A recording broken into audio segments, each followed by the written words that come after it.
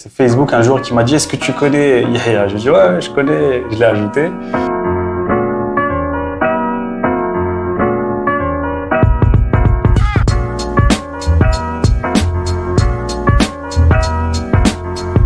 Startup Kingdom première.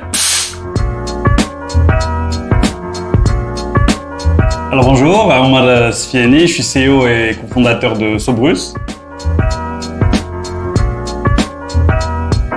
Sobrus, c'est quoi? Sobrus, c'est une société de développement de solutions digitales spécialisée dans le domaine de la santé. Donc, on développe principalement deux univers, donc l'univers pharmacie et l'univers médecin, qui sont à destination des cabinets médicaux et des pharmacies d'officine.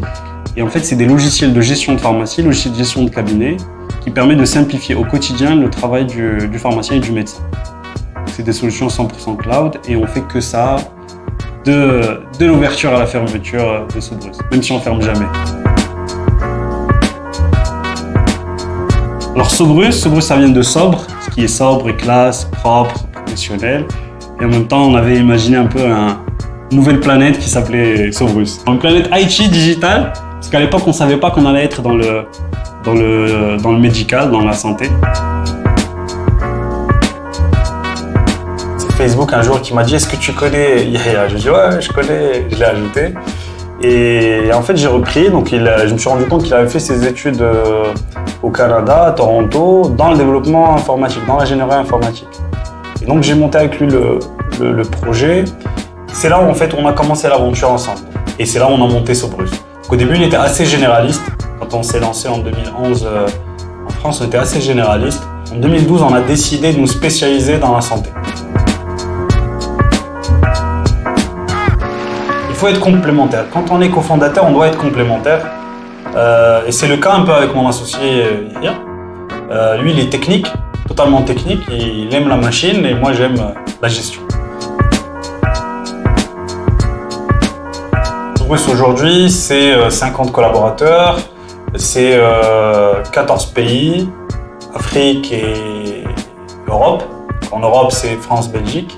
Et Sobrus aujourd'hui, c'est plus de 4000 ou 4500 professionnels de santé qui utilisent nos solutions au quotidien. C'est pas un vrai besoin, mais ça pourrait être un accélérateur pour aller plus vite, peut-être. Ça dépend de la définition d'entrepreneur. Mais je pense que si l'entrepreneur, c'est quelqu'un qui développe une activité, peut-être à l'âge de 12 ans, mais sinon, bon, on va dire officiellement en 2011, j'avais 21 ans.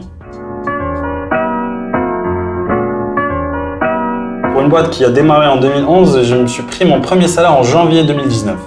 Au lieu de prendre ce salaire-là, on le donnait à quelqu'un d'autre et pour développer encore plus la boîte.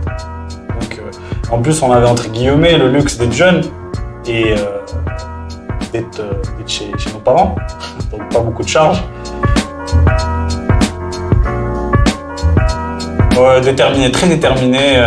Peut-être que ça vient du fait que j'étais un sportif quand j'étais plus jeune. Je faisais du 100 mètres.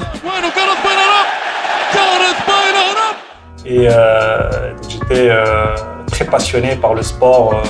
3-4 entraînements par semaine, assez intensifs, etc. Entrepreneur.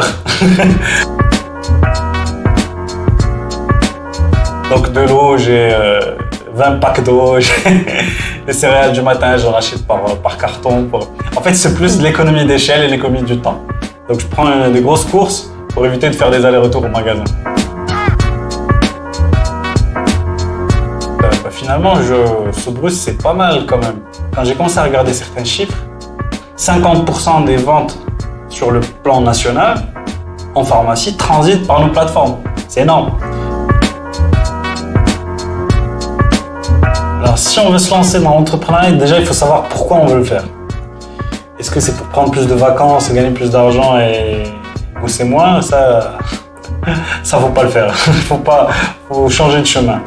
Mais si c'est pour avoir de l'impact et créer de belles choses, de grandes choses et atteindre même si ça prend du temps, oui, c'est intéressant de le faire, c'est intéressant de se lancer et commencer à construire quelque chose et être patient